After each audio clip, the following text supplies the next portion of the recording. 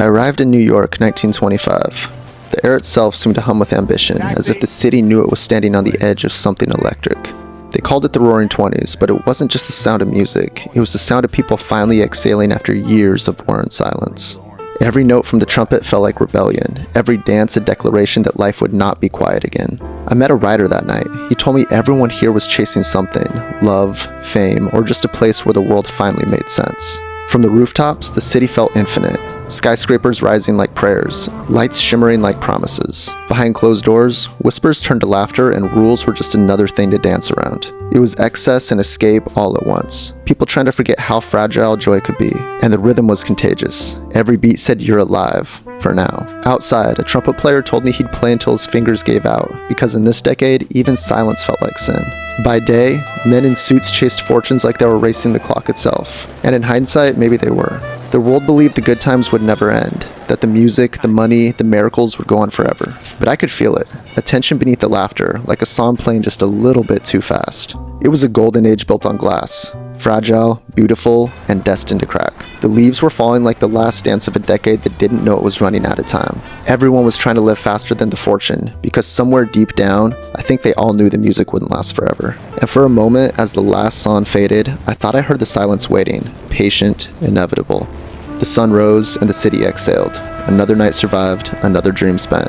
They didn't know it was coming. The crash, the hunger, the ghosts of a decade's laughter. I wanted to warn them, but time travelers aren't meant to change the story, only witness it. As the city disappeared behind me, I realized maybe the beauty of the Roaring Twenties wasn't in how it lasted, but how fiercely it lived. They burned bright, too bright, and maybe that's why their light still echoes through time. And in truth, the music never really stopped. It just found new ways to be heard. Every era thinks it's invincible, until it becomes history. As I walked away, I carried with me one lesson.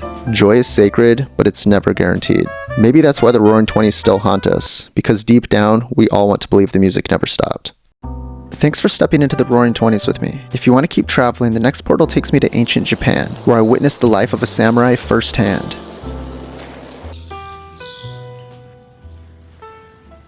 I arrived as a traveler from another time, stepping into mountains that had witnessed countless lives. The distant rhythm of villagers below already hinted at a world shaped by care and purpose, and I felt myself drawn to it. The valley stretched quietly beneath me, each gesture of work and devotion echoing like a heartbeat. As I lingered, the patience embedded in their daily lives began to guide my own movements. Hands pressed into the soil, moving with careful purpose. The rhythm of their labor lingered in my mind, shaping the way I walked, paused, and breathed through the days that followed. Later, bowing beneath stone lanterns, I saw the same devotion reflected in ritual as I'd seen in labor. The lesson of care and intention threaded seamlessly through every act, connecting people, place, and time. The stream tugged gently at my feet, echoing the patience I glimpsed in village life and temple halls. I moved carefully, aware that presence was not only felt inwardly but also shaped by the world around me. Weeks of watching, learning, and following the quiet rhythms of life had shaped my discipline. I felt the steam rise as I sipped my tea, mingling with the morning air, just as devotion and attention rose in every gardener's hand. Even simple gestures were infused with meaning, teaching me to notice the subtleties of life. Breath matched the whisper of leaves, carrying traces of gardens, shrines, and village squares. Awareness deepened, bridging my own presence with the quiet patterns that shape daily life. It's beautiful when you can hear the rain tap in a steady rhythm. It echoed the cadence of work and ritual that I observed. Even discomfort revealed the same lessons: patience, attention, and quiet endurance. By candlelight, I traced the patterns of hands, steps, and bows, realizing that every small act contributed to a larger harmony. Reflection became a bridge, connecting what I had witnessed with who I was becoming. Just like my internal heartbeat, the river flowed steadily, carrying the echoes of mountains, shrines, and village squares. Over time, motion and stillness felt like partners, shaping both the world I observed and the awareness I carried within. Reflections in the water mirrored months of learning, lessons of care, discipline, and attention. Observation became a quiet way of connecting myself to the lives that unfolded around me. Children moved with precision, their laughter echoing the adults' discipline. With each swing of the sword, discipline, reverence, and care were threads woven together into the rhythm of life itself. And the cold water grounded me, linking every lesson and observation I gathered. Presence was no longer a fleeting thought, it had become the essence of each moment, flowing like the stream.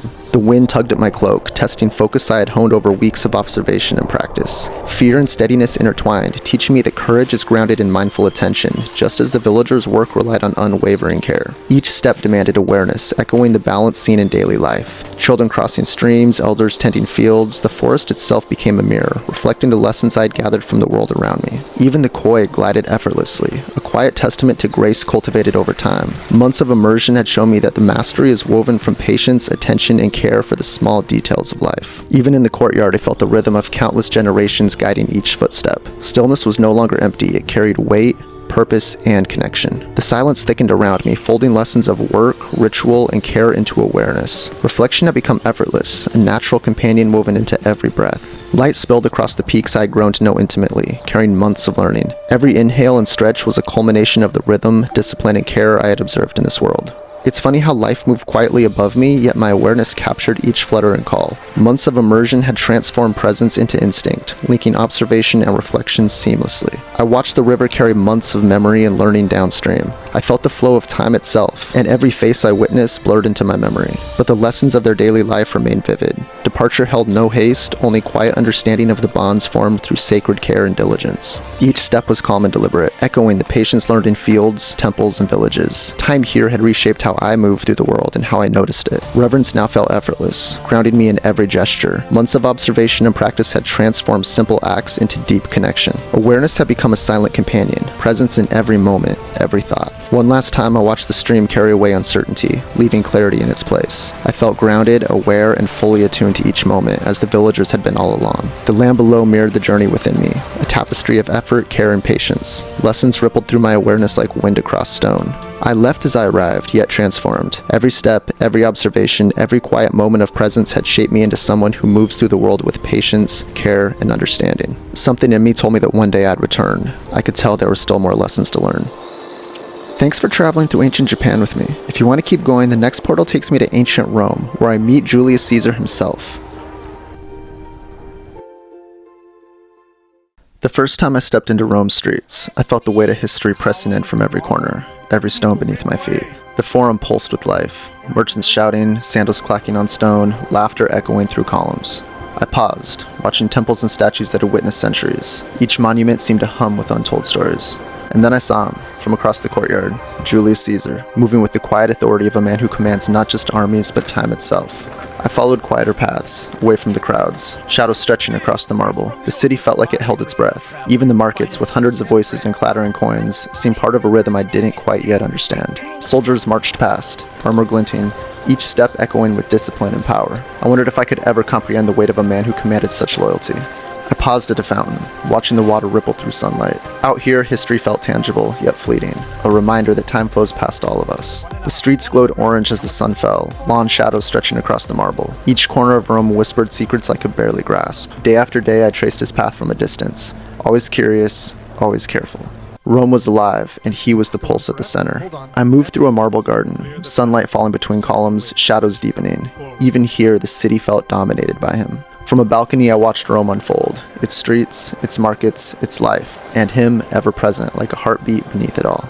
From these rooftops, the city stretched endlessly, alive, powerful, eternal. Every step I took had been through centuries. As night fell, Rome quieted, but the echoes of history lingered in every stone, every shadow, and I knew I'd only witnessed a fragment of its story. And something deep inside of me whispered, one day you'll return. Thanks for traveling through ancient Rome with me. If you want to keep exploring, the next portal takes me straight into ancient Egypt, where I meet Cleopatra herself. So, you've come to see what time has forgotten. I guess I have.